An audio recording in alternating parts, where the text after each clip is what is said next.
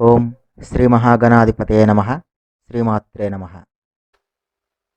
Hi friends, ఈ వీడియోలో మనం యోగిని ఏకాదశి గురించి చెప్పుకుందాం. ఏకాదశి తిథి పరమ పవిత్రమైనదిగా వర్ణించబడింది. ఏకాదశి మహిమ శాస్త్రాల్లో విస్తారంగా కీర్తించబడింది. ఏకాదశి వ్రతాన్ని ఆచరించడం పరమశ్రేష్టమైన మార్గం. దీన్ని ఆచరించిన వారికి పునర్జన్మ ఉండదని, శ్రీ వైకుంఠలోకం ప్రాప్తిస్తుందని పురాణాలు ఘోషిస్తున్నాయి. ప్రతి నెలలో శుక్లపక్షంలో ఒక ఏకాదశి, కృష్ణపక్షంలో ఒక ఏకాదశి కలిసి సంవత్సరంలో 12 నెలలకు గాను 24 ఏకాదశులు వస్తాయి. ఒకవేళ అధిక మాసం వస్తే మరొక 2 ఏకాదశులు వస్తాయి. అంటే మొత్తం మీద 26 ఏకాదశులు సంభవిస్తాయన్నమాట.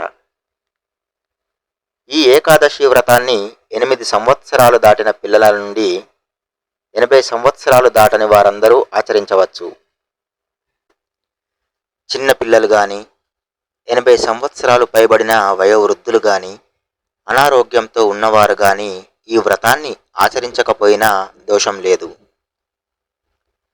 ఇప్పుడు మనం యోగిని ఏకాదశి గురించి చెప్పుకుందాం.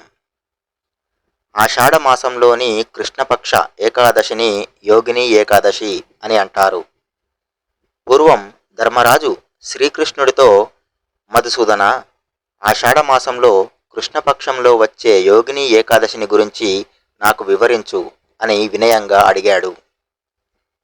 అప్పుడు శ్రీకృష్ణుడు, ఓ రాజా, యోగిని ఏకాదశి అని పిలువబడే ఏకాదశిని గురించి నీకు వివరిస్తాను. ఇది మనిషి యొక్క ఘోరమైన పాపాలను నశింపజేసి అతన్ని సంసార సాగరం నుండి ఉద్ధరిస్తుంది. ఆ సత్యాన్ని తెలిపేటువంటి పురాణ కథను తెలియజేస్తున్నాను అని పలికి ఆ కథని వివరించడం మొదలుపెట్టాడు. అలకాపురి రాజైనటువంటి కుబేరుడు గొప్ప శివభక్తుడు. అతడు నిత్యం శివారాధన చేసేవాడు. అతని దగ్గర హేముడు అనే ఒక యక్షుడు తోటమాలిగా ఉండేవాడు. అతని భార్య పేరు విశాలాక్షి. ఆమె చాలా సౌందర్యవతి. ఆమెపై అతనికి చాలా ప్రేమానురాగాలుండేవి. ఈ హేముడు ప్రతిరోజు మానస సరోవరం నుండి శివపూజ కోసమని పుష్పాలను తీసుకువచ్చి కుబేరునికి ఇచ్చేవాడు. కుబేరుడు వాటితో శివపూజ చేసేవాడు.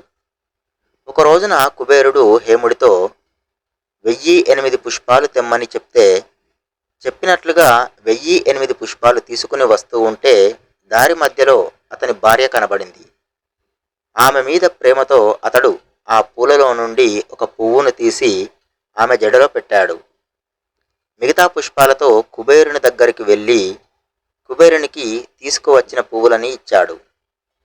కుబేరుడు వాటిని లెక్క పెడితే ఒక పుష్పం తక్కువగా వచ్చింది. వెంటనే ఆగ్రహంతో ఎందుకని ఒక పుష్పం తక్కువగా ఉందని అడిగితే, భయపడిపోయినటువంటి హేముడు వణికిపోయి జరిగినది చెప్పాడు. అప్పుడు ఆగ్రహంతో 1008 పుష్పాలు తెమ్మంటే దైవారాధనకి పట్టుకువచ్చిన పూల కట్టలో నుండి ఒక పువ్వును తీసి నీ భార్య జడులో పెట్టావు కాబట్టి ఇప్పుడు ఆ మిగిలిన పూలు ఎంగిలి పూలు కాబట్టి వాటిని దైవారాధనకి వాడకూడదు. అపవిత్ర పూలని తెచ్చావు గనక నువ్వు వెంటనే కుష్ఠురోగాన్ని పొందదవుగాక అని శపించాడు. ఆ క్షణమే అతనికి కుష్ఠువ్యాధి సోకింది. ఓరి మూర్ఖుడా, వెంటనే నీవు ఈ ప్రదేశాన్ని విడిచి వెళ్ళిపో అని హేముణ్ణి గెంటించాడు కుబేరుడు. అప్పుడు హేముడు బాధతో ఏడుస్తూ హిమాలయాలకు వెళ్ళాడు. అక్కడ కేదారేశ్వరంలో శివుణ్ణి పూజించడానికని వస్తున్నటువంటి మార్కండేయ మహర్షిని చూశాడు. ఈ హేముడు వెంటనే ఆయన కాళ్ళపై పడి నాకు ఈ కుష్ఠురోగం పోయే మార్గం చెప్పమని వేడుకున్నాడు.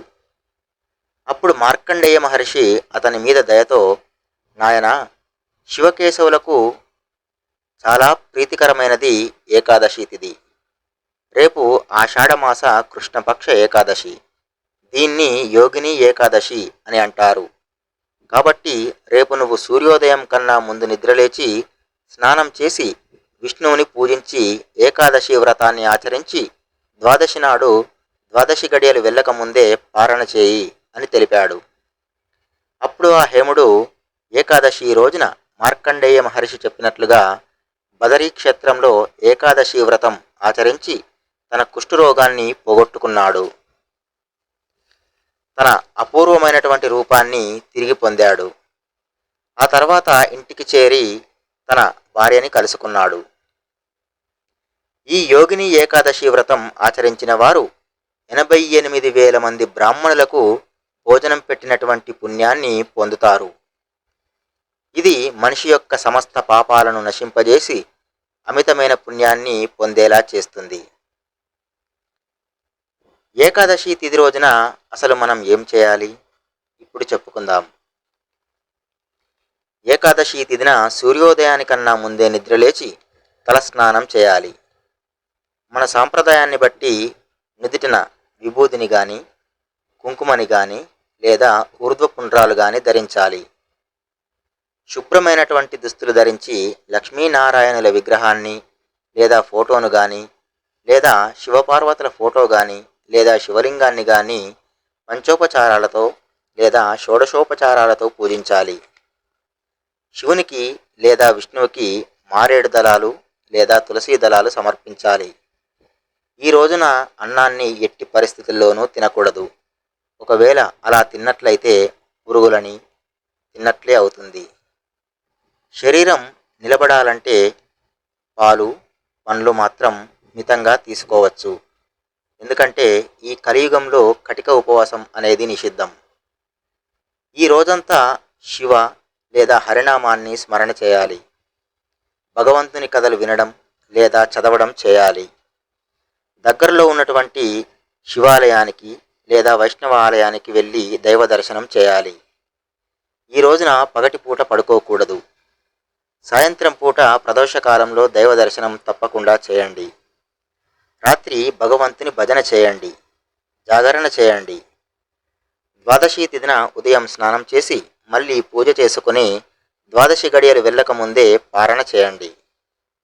ఇలా ఏకాదశి వ్రతాన్ని ఆచరించి దైవానుగ్రహానికి పాత్రులు కండి. జై శ్రీమన్నారాయణ.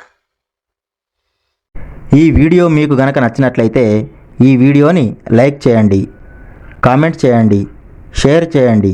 అలాగే మా ఛానల్ని సబ్స్క్రైబ్ చేసుకుని పక్కనే ఉన్నటువంటి బెల్ సింబల్ని నొక్కి ఆల్ అనే ఆప్షన్ని ఎంచుకోండి. ఈ వీడియోని చూసినందుకు మీకు ధన్యవాదాలు.